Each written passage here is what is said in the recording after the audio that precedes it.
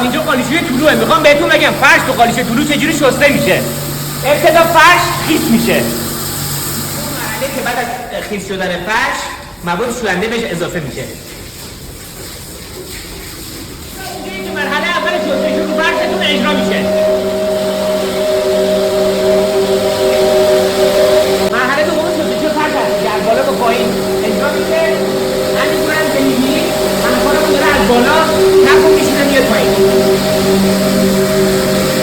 مرحله خیلی مهمه تو شستشو فرش که خیلی از همکارای ما رعایت نمی‌کنن. این مرحله آخر شستشو فرش با آب هستش که کف کلا به صورت کامل از فرش بگیره. خیلی هم مشتری شاکیه که وقتی فرش رو میاد خونمون فرش لک داره، بعد از یه مدت لکاش میزنه بالا. علتش این دسته آخریه که خیلی از همکارامون رعایت نمی‌کنن.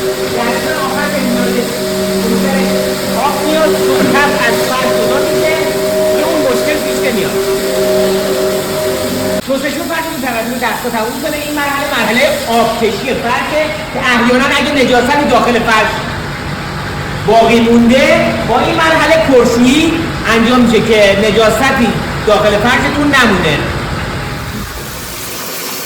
این قسمت شستشو فرش به اتمام رسیده. آبگیری فرش انجام میشه و 98% آب فرش گرفته میشه.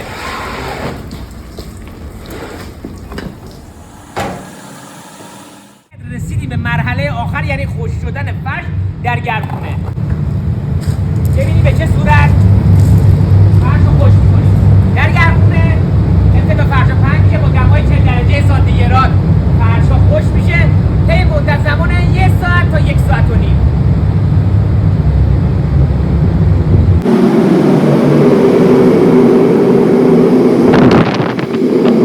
برای این پستی که گذاشتیم براتون جالب بوده باشه. لایک، سیو، کامنت یادتون نره. دوستتون دارم. یا علی، خدا نگهدار.